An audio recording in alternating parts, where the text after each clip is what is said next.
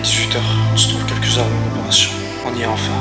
2 ans que j'attends ce moment. 2 ans à me battre, à donner tout ce que j'ai pour rester en vie. En enchaînant les allers-retours à l'hôpital, je suis passé plus d'une fois à côté de la mort, comme vous le savez déjà, si vous me suivez depuis un moment. Et aujourd'hui, ce moment est enfin arrivé. Le moment où je me fais opérer. J'ai décidé de raconter mon histoire. C'est parce que je veux montrer aux gens qu'il ne faut jamais abandonner, qu'il faut toujours croire en soi, peu importe ce qui nous arrive dans la vie. On rencontre tous à un moment donné de notre vie des moments compliqués, des épreuves, parfois très compliquées à surmonter. Mais il faut jamais abandonner. Il faut toujours se relever. Jamais oublier que s'il y a un petit espoir, il faut s'y accrocher. On ne sait pas de quoi il fait demain. On ne sait pas si je me réveillerai après mon opération. Donc c'est le moment de me livrer à vous. Vous savez, ces 2 dernières années, c'était loin d'être facile pour moi. Vous n'avez même pas idée le nombre de fois que j'ai pensé à abandonner, à tout laisser tomber. Le nombre de fois où je me suis dit c'est trop dur. Tu n'y arriveras pas. Peut-être qu'après tout c'était ton destin. Peu importe le nombre de fois où tu te relèveras, tu retomberas à chaque fois.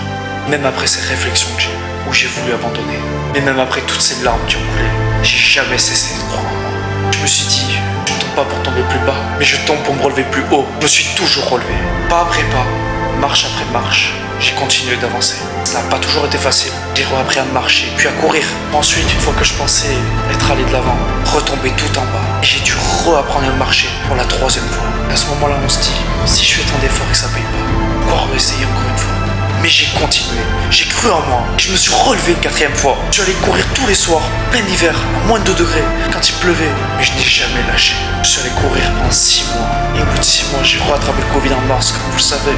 Et je suis reparti à l'hôpital. Le soir même, on m'annonce que je devais rester 3 jours à l'hôpital. J'avais failli remourir. Et que j'allais devoir reapprendre à marcher. Et cette fois-ci, ça a été beaucoup plus rapide. En 1 mois, j'ai pu reprendre la course. Ensuite, j'ai eu ma petite opération en avril, au bout de 3 ans. Ils ont enfin trouvé ce que j'avais au cœur. Et là, on y est les gars. L'opération du cœur. J'espère pouvoir regarder ces images dans plusieurs années. Et j'espère être fier de mon parcours que je suis en train d'écrire. Je veux marquer l'histoire à travers mon histoire et montrer aux gens qu'il ne faut jamais abandonner. Je retomberai sur ces vidéos dans plusieurs années, quand j'aurai atteint un physique admirable. Et je serai fier de tout ce que j'ai dû endurer, de toutes ces larmes qui ont coulé. Je serai fier de tous ces moments passés à l'hôpital. Tout seul, livré à moi-même. En tout cas les gars, on se retrouve à mon réveil. Merci d'avoir été là pour moi, pour me soutenir. Tous les jours quand je me lève, je me regarde, je me dis que je veux être une meilleure version de moi-même. La haine et la douleur, comme je te l'ai toujours dit. Mais la haine constructive, qui te dit pourquoi pas moi. J'ai le droit. Et la douleur, c'est ce que tu subis aujourd'hui. Pour arriver à ce que la haine a procuré. Ce putain de pourquoi pas moi. Rappelle-toi, on ne te donnera jamais ce qui t'appartient. La haine et la douleur. On y va. Encore.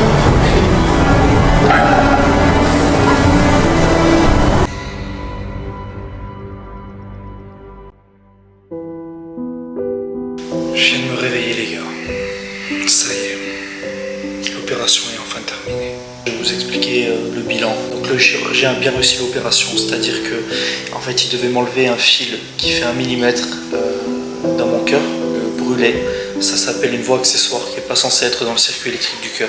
Et le problème c'est qu'il était très proche de ma voie normale. La voie normale qu'on a tous.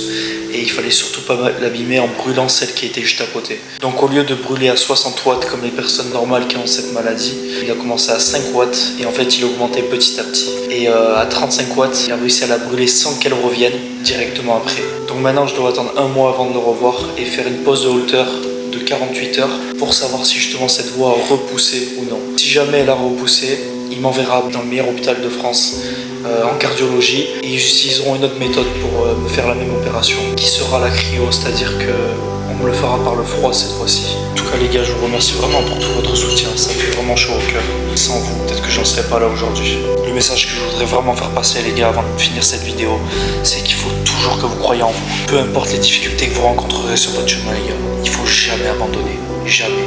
Ça fait 2 ans que je me bats et je vois bientôt la fin du tunnel. Merci à tous, n'oubliez pas de lâcher un like, de me soutenir et de vous abonner à la chaîne. Je vous dis à bientôt pour une prochaine vidéo.